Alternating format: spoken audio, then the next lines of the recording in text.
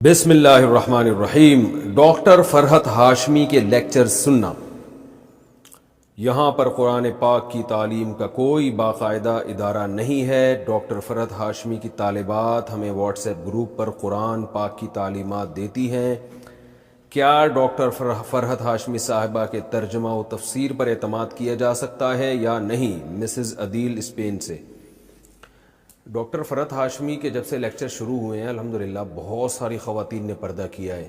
میں ذاتی طور پہ جانتا ہوں بہت ساری خواتین قرآن سے دلچسپی پیدا ہوئی ہے اور آگے انہوں نے قرآن کی تعلیمات کو عام کیا ہے۔ یہ فائدے بہت ہیں، تو اس لیے سنیں آپ ضرور، انشاءاللہ اللہ نے چاہا تو فائدہ ہوگا۔ اب تک کوئی ہمیں ایسی تفسیر پر کوئی چیز نظر نہیں آئی جو شریعت کے خلاف ہو، لیکن یہ بات ضرور ہے کہ مسائل جو ہے نا فقہی مسائل وہ ریلائبل مفتی سے پوچھنے چاہیے۔ آج کل مسئلہ یہ ہے کہ جو آدمی واعظ و نصیحت کا کام شروع کرتا ہے یا درس قرآن کا، وہ لوگوں کو مسائل بھی بتانا شروع کر دیتا ہے، چاہے مرد ہو یا عورت ہو۔ یہ ایک چیز معاشرے میں پھیل گئی ہے، تو ہر چیز کے اہل ہوا کرتے ہیں۔ تو جب آپ کو کوئی فتویٰ چاہیے تو پھر اس میں آپ کسی ریلائبل دینی ادارے کے کسی مفتی سے جو پراپر جو فتوے کا کام کر رہے ہوں عرصہ دراز سے، تو ان سے پراپر فتویٰ لینا چاہیے۔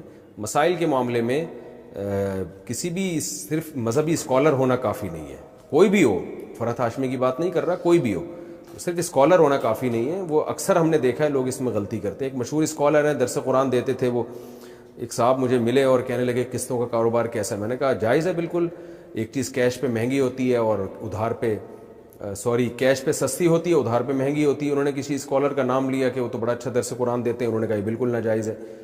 تو میں نے کہا نہیں ایسا نہیں ہے، وہ اسکالر تھے اپنی جگہ، درس قرآن بھی اچھا دیتے تھے، مسائل کا علم نہیں ہوتا، ہر چیز کے ایک اہل ہوا کرتے ہیں۔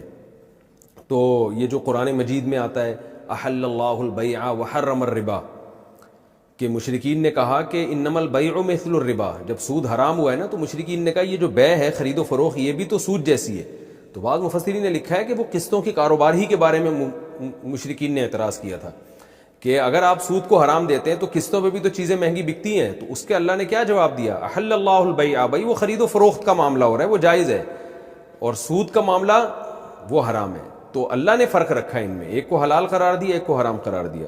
تو مسائل کے معاملات میں جو آج کل جو بہت سارے اسکالرز یا درس قرآن دینے والے لوگ ہیں، جب تک وہ ریلائبل مفتی نہ ہو، کسی دینی ادارے سے پراپر فارغ نہ ہو، کسی مفتی کی نگرانی میں فتوے کا کام نہ کیا ہو، اس وقت تک مسائل نہیں پوچھنے چاہیے ان سے، خاص طور پہ جو پیچیدہ مسائل ہیں یا اختلافی مسائل ہیں، ان میں اکثر یہ حضرات غلطی کر جاتے ہیں۔ کیا سفر معراج میں دیدار الہی ہوا تھا؟ کیا قرآن و حدیث سے اس بارے میں کوئی روشنی ملتی ہے کہ معراج کے سفر میں رسول اللہ صلی اللہ علیہ وسلم نے اللہ تعالیٰ کو اپنی آنکھوں سے دیکھا تھا یا نہیں؟ کامران شیخ سعودی عرب سے۔ دیکھیں اس پہ دلائل سے تو میں بعد میں کسی وقت ریکارڈ کروا دوں گا پوری تفصیل سے، لیکن اس میں دونوں رائے ہیں علماء کی۔ بعض علماء کہتے ہیں نبی صلی اللہ علیہ وسلم نے اپنی آنکھوں سے دیکھا تھا، بعض کہتے ہیں نہیں دیکھا تھا۔ میری نظر میں جو دوسرے دلائل ہیں وہ زیادہ قوی ہیں، کیونکہ حضرت عائشہ نے بھی نفی کی ہے اس کی۔ نور انا اراہ، خود آپ سے حدیث سے میں ثابت ہے، نبی صلی اللہ علیہ وسلم فرمائے نور تھا، میں کہاں سے دیکھ سکتا تھا؟ اور اس دنیا کی آنکھوں سے تو قرآن مجید میں بھی ہے لا تدرکہ الابصار وہو یدرک الابصار، کہ اس دنیا کی آنکھوں سے اس دنیا میں دیکھنا ممکن نہیں ہے۔ معراج پہ جب آپ صلی اللہ علیہ وسلم گئے وہ تو اسی عالم میں گئے ہیں، عالم خواب میں یا عالم ارواح میں تھوڑی گئے، وہ تو انہی آنکھوں کے ساتھ گئے۔ بہرحال دوسری طرف بھی دلائل ہیں، لیکن میری رائے میں زیادہ قوی دلائل اس طرف ہیں کہ دیکھنا ثابت نہیں ہے۔ حضرت موسیٰ علیہ السلام نے خواہش ظاہر کی تھی، مگر یہ کہ اللہ تعالیٰ نے پہاڑ پہ تھوڑی سی تجلی ظاہر کی اور موسیٰ کو بتا دیا، کلیم اللہ کو، لن ترانی یا موسیٰ تو نہیں دیکھ سکتا مجھے کسی قیمت پہ، لن ترانی کو ہرگز یہ ممکن نہیں ہے۔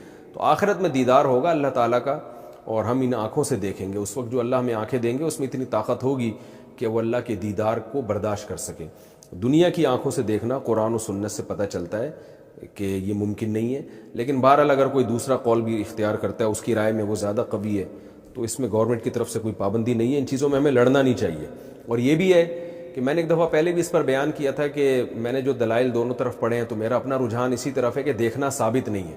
تو بعض لوگوں نے گستاخی کا فتویٰ لگا دیا میرے اوپر کہ ان کو تو پتہ نہیں معاذ اللہ نبی سے کیا، معاذ اللہ ان کو تو نبی سے محبت ہی نہیں ہے، یہ تو نبی کی فضیلت کے ہی قائل نہیں ہے۔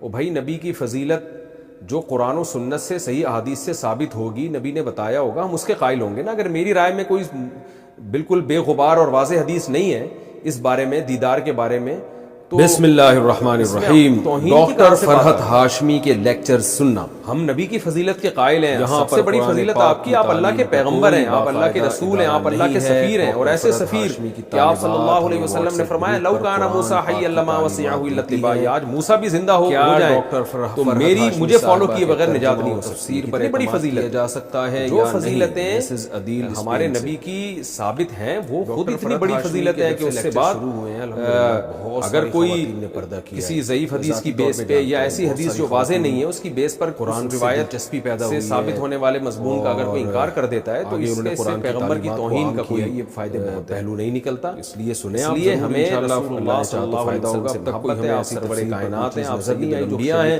آپ تمام پیغمبروں میں سب سے لیکن یہ بات سے بڑی بات بعد از خدا بزرگ کوئی قصہ مختصر مسائل جو ہے اللہ کے بعد اس کائنات میں سب سے بڑا مقام اگر کسی کا ہے تو سید الانبیاء۔ مسئلہ یہ ہے کہ جو آدمی واعظ و نصیحت کا کام شروع کرتا ہے یا